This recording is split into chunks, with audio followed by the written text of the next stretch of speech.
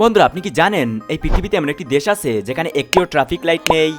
কিংবা চাঁদের মাটিতে দাঁড়িয়ে প্রথম গল্ফ খেলেছিলেন কোন ব্যক্তি? আর এমন এক লাইট ভাল্ব যা গত 125 বছর ধরে এক নাগারে জ্বলে আসছে, কিন্তু কিভাবে? তো রহস্যের সমাহারের এবারের পর্বে এমনই সব অবিশ্বাস্য তথ্য জানতে চলেছেন যা শুনে আপনার মাথা ঘুরিয়ে দেবে। বিশেষ করে 1 নম্বরের তথ্যটি শুনলে আপনি চমকে যাবেন। তাই ভিডিওটি শেষ পর্যন্ত দেখুন এবং ভিডিওটিতে এখনই একটি লাইক করে দিন। 1 2 3 কি করেছেন তো?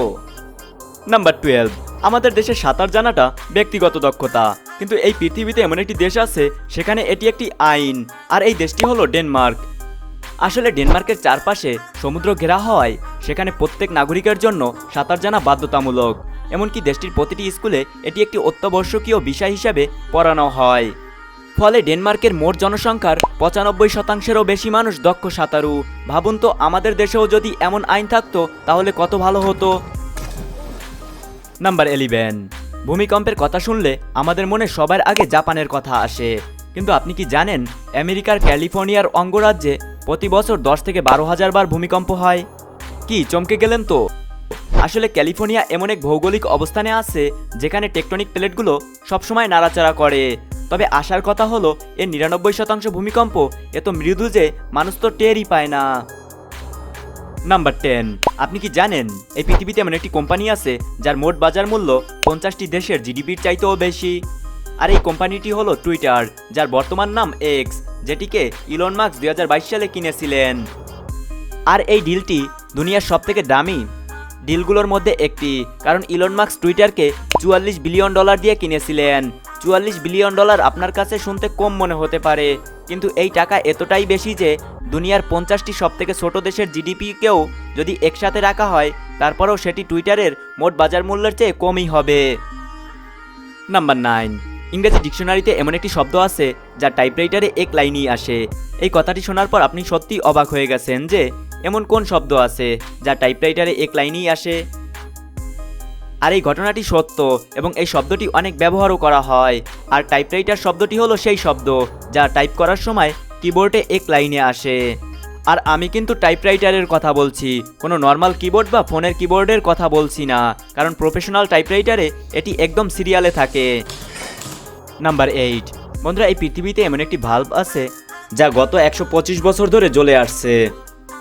আসলে আমেরিকার একটি স্টেট আছে যার নাম ক্যালিফোর্নিয়া, সেখানে একটি ফায়ার স্টেশনে এখন পর্যন্ত একটি ভাল্ব ব্যবহার করা হয়ে আসছে যা অনেক বেশি পুরনো। আপনি এই কথা শুনে সত্যিই অবাক হয়ে যাবেন যে এই ভাল্বটি 1901 সালে তৈরি করা হয়েছিল, যা 125 বছর পরেও একদম ঠিক কন্ডিশনে আছে এবং আজও কাজ করছে। আর এই জিনিসটি এটি প্রমাণ দেয় যে আগের সময়ের জিনিসগুলো কত ভালো করে তৈরি করা হতো। নাম্বার 7, বন্ধুরা, ইংরেজি ডিকশনারিতে এমন একটি শব্দ আছে যা একই শব্দ দিয়ে শুরু এবং একই শব্দ দিয়ে শেষ। আপনি কি অনুমান করতে পারছেন এই শব্দটি কি? আসলে এই শব্দটি হলো আন্ডারগ্রাউন্ড। আপনি যদি এই শব্দটিকে খুব ভালো করে দেখেন তবে এর শুরুর শব্দে ইউএনডি আছে এবং এর একদম শেষের শব্দগুলো দেখলে সেখানেও ইউএনডি আছে। তাই ইংরেজি ডিকশনারিতে আন্ডারগ্রাউন্ড এমন একটি শব্দ যার শুরুতে যে শব্দ আছে এবং শেষেও তেমনই শব্দ আছে।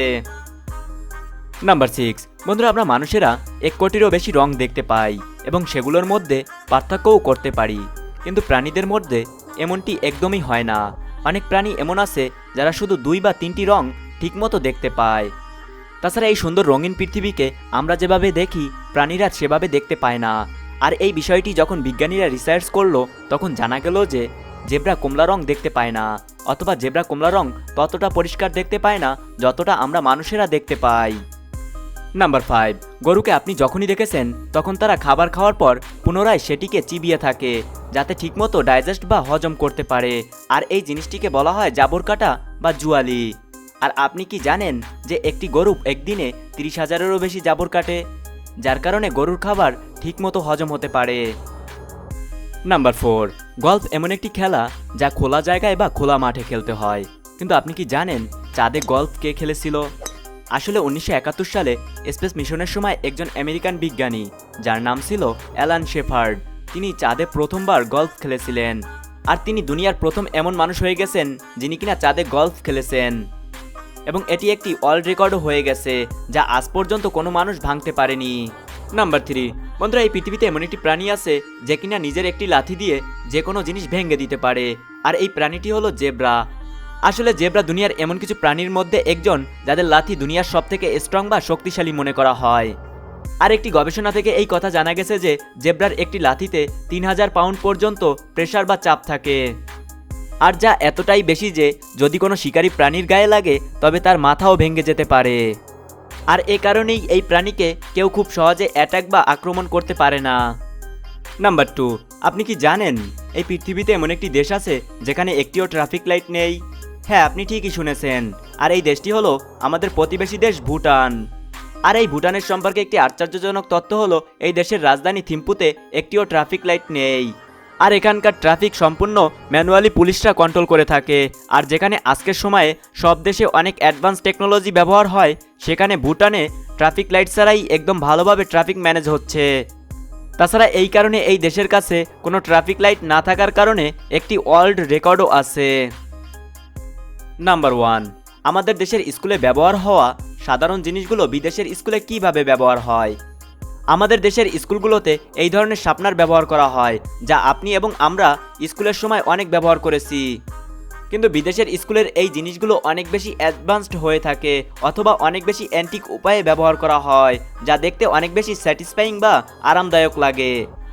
তো বন্ধুরা, রহস্যের সমাহারের এবারের ভিডিওটি এই পর্যন্তই। ভিডিওটি কেমন লেগেছে তা কমেন্টে জানান। ভিডিওটি ভালো লাগলে ভিডিওটি লাইক করুন। আর আপনি যদি রহস্যের সমাহার চ্যানেলের নতুন দর্শক হয়ে থাকেন তাহলে অনুরোধ করব চ্যানেলটি সাবস্ক্রাইব করার জন্য এবং পাশে থাকা বেল আইকনটি অলে প্রেস করার জন্য। তো দেখা হচ্ছে নতুন পর্বে, ততক্ষণ পর্যন্ত কিপ দ্য নলেজ।